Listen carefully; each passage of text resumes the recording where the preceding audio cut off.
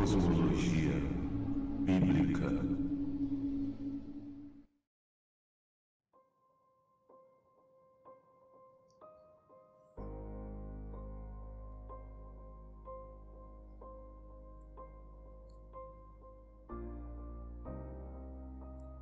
Shalom, meus irmãos. Sejam muito bem-vindos ao canal Cosmologia Bíblica. Estou aqui para trazer, neste estudo, algumas informações importantes que vão trazer muito conhecimento a todos nós, principalmente nesse período tão necessário pelo qual estamos passando atualmente. A cada dia que passa, mais o cerco se fecha para os eleitos do Altíssimo Celestial, aqueles que buscam uma vida de santidade em constante processo de separação deste mundo e afastamento da pecaminosidade. Tem sido cada vez mais difícil viver neste mundo físico, neste chamado invólucro biológico, mantendo o nosso DNA intacto, longe das ofertas do inimigo, através da globalização e também do sistema chamado Sistema da Besta e toda a tecnologia angelical decaída.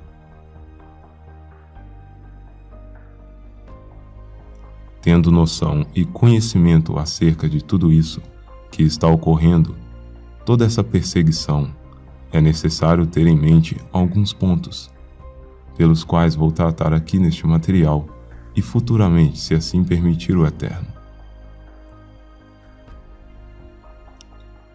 As Escrituras Sagradas falam acerca do período dos jubileus sagrados, um período que irá totalizar em 6.000 anos, quando fazemos certas contas dentro das Escrituras somando números, que a própria palavra nos indica. Por exemplo, fazendo a multiplicação dos 120 jubileus codificadas no Gênesis 3, com o número 49, que refere-se ao período de jubileu da Terra, chegamos ao resultado de 5.880 anos, próximo àquilo que o calendário judaico nos traz acerca do ano. Porém, sabemos que há um certo equívoco quando entendemos que pode ocorrer um erro na casa de 200 anos através deste calendário judaico. Os 49 jubileus da Terra refere-se a um período que precede ao ano de descanso final, totalizando então 50 anos, ou seja, a cada 50 anos a Terra passa por um período de descanso macro, e no final de 120 jubileus totais, a Terra terá o seu descanso final para adentrar no milênio atemporal. Multiplicando 120 por 50, chegamos ao número resultado de 6.000, totalizando aproximadamente o período que estamos atualmente, período pelo qual precede o milênio final.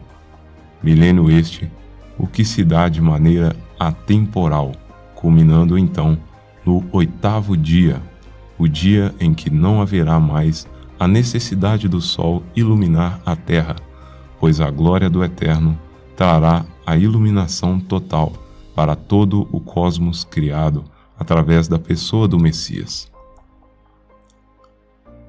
Para compreendermos isso de maneira totalitária, é necessário aprofundar os códigos interpretativos dentro das Escrituras Sagradas. Vamos ler em Gênesis 6, versículo 3. Então disse o Senhor: O meu espírito não agirá para sempre no homem, pois este é carnal, e os seus dias serão 120 anos. A palavra para sempre refere-se ao Strong 5769. Olam, em hebraico, o período atemporal, período pelo qual vocês já têm conhecimento aqui dentro do canal Cosmologia Bíblica.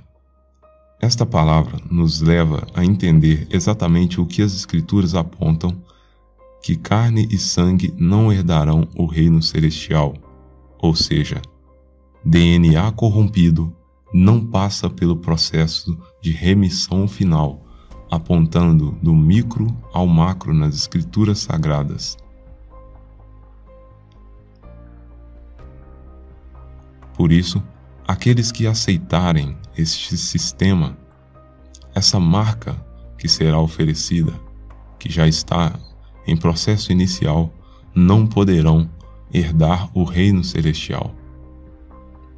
Em 1 Coríntios 15, versículo 50 está escrito: Contudo, irmãos, eu vos afirmo que carne e sangue não podem herdar o reino de Deus, nem o que é perecível pode herdar o imperecível.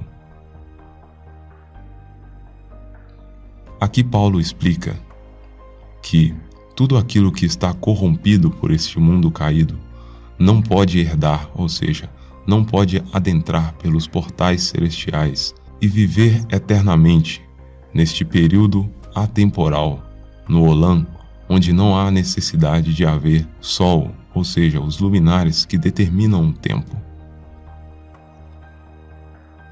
A palavra jubileu no original em hebraico traz o Strong 3104, que refere-se a chifre de carneiro em espiral, fazendo alusão ao padrão Fibonacci, pois tudo aquilo que o Eterno cria está padronizado e não foge a essa regra. Portanto, o jubileu é um período criado pelo Pai Celestial dentro do padrão pré-estabelecido.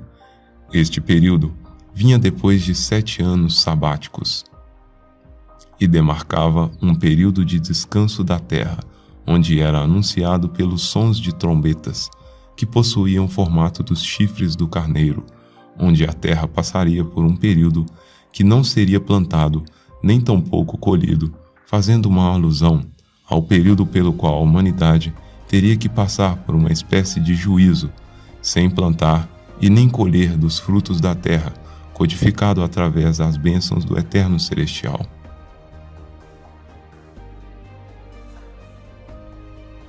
Algo interessante também deste ponto é que justamente nesse período, segundo as Escrituras, em Levítico 25 e Jeremias 34, nos mostra este padrão de que escravos eram libertados por seus determinados donos, fazendo uma alusão ao período o qual o Messias virá libertar os cativos que estão aprisionados na Babilônia tecnológica atual, a qual conhecemos como o sistema da besta e impetrado principalmente através das grandes cidades.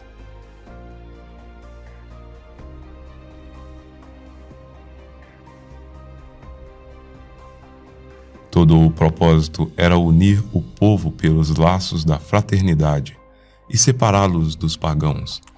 E além disso, conservavam-se na memória os passados benefícios de Deus. A santidade do Senhor era patente nas disposições do jubileu. O peso dos pobres era aliviado, a opressão e a cobiça eram reprimidas, e todos aqueles atos solenes ou eram uma figura das bênçãos do Evangelho, ou sugestivos para o crente, das verdades que haviam de ser inteiramente reveladas e realizadas em Cristo o Messias. O propósito do jubileu era dar ao ato israelita o direito de recuperar a terra que havia sido concedida aos antepassados.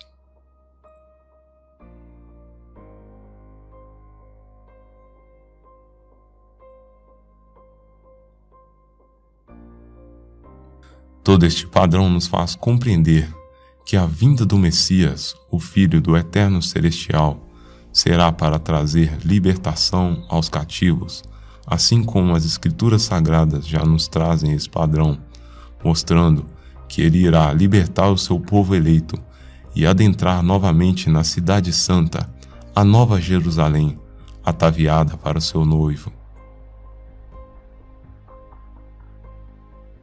É muito interessante saber que esse padrão está conectado diretamente com o candelabro de 7 chamas, descrito em Apocalipse, e não a chamada Hanukkah, mas sim a Menorá no hebraico.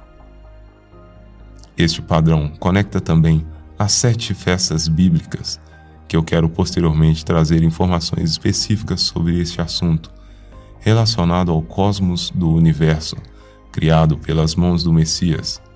Este universo físico qual estamos inseridos nessa matriz biológica, pelo qual o inimigo tenta copiar com o chamado universo paralelo, ou aquilo que conhecemos atualmente como o metaverso, que muito tem se falado ultimamente e que já trouxe informações para vocês acerca disso no Telegram do canal. Esse candelabro de 7 chamas, ou seja, a menorá, nos leva a entender através desse código secreto do número 7, também o nome do terceiro filho de Adão chamado Sete, fazendo com que toda a geração perfeita que posteriormente viria a dar início à genealogia do Messias através de uma linhagem santa, pelo qual o Eterno estipulou e que está em constante guerra com a linhagem decaída de Caim. Encontramos um padrão nas Escrituras, principalmente na Torá, que refere-se ao Antigo Testamento, de que o sacerdote no propiciatório aspergia o sangue do novilho 7 vezes, e no momento da limpeza de retirar o sangue, havia fumaça no propiciatório, indicando um padrão de juízo do Eterno, e isso nós conseguimos compreender que há uma ligação direta com o período de microinversões magnéticas que ocorrem a cada período de 1000 anos na Terra, e que ocorrerá a inversão macro dos multipolos geomagnéticos da Terra. Encontramos também o padrão das 7 igrejas do Apocalipse, que estão conectadas com cada uma dessas chamas, e nos faz compreender o período final deste último milênio atemporal, pelo qual estamos prestes a adentrar. Todas essas conexões vão culminar nos 7 dias da criação, pois cada um deles codifica também nas Escrituras de uma maneira aprofundada, para aqueles que possuem a capacidade de compreender as entrelinhas das Escrituras sagradas, trazendo alusões e sombras para aquilo que ocorrerá no período final, através de cada dia da criação, espelhando com cada milênio da humanidade. O que fazer então mediante a todo esse cenário que se desenha na humanidade, preparando para a ação do abominável da desolação, o homem da iniquidade? As Escrituras nos apontam determinados padrões que devemos seguir mediante todo esse cenário, que já está em andamento no mundo criado. Devemos andar na contramão desse sistema da besta, segundo as próprias Escrituras em Romanos, no capítulo 2, que diz para não nos amoldar segundo este padrão, ou seja, esta forma do mundo, e sim nos afastar o máximo possível da iniquidade, principalmente perpetrada nas cidades grandes, chamadas as grandes metrópoles tecnológicas. Guardar o templo sagrado, a moradia do Espírito Santo, a Ruach, o sopro divino do Eterno Celestial, e templo este que as Escrituras enfaticamente nos apontam dizendo que é o nosso corpo.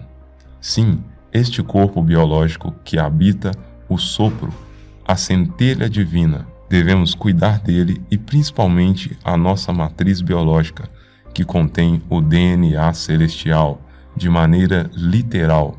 Somos filhos do Eterno e possuímos a sua genética dentro de nós, e por isso devemos nos guardar de toda a tentativa do inimigo de modificar ou corromper este padrão, esta marca que carregamos desde que adentramos nesse sistema celestial através do Messias. Se alguma pessoa destruir o santuário de Deus, este o destruirá, pois o santuário de Deus, que sois vós, é sagrado. A sabedoria humana é loucura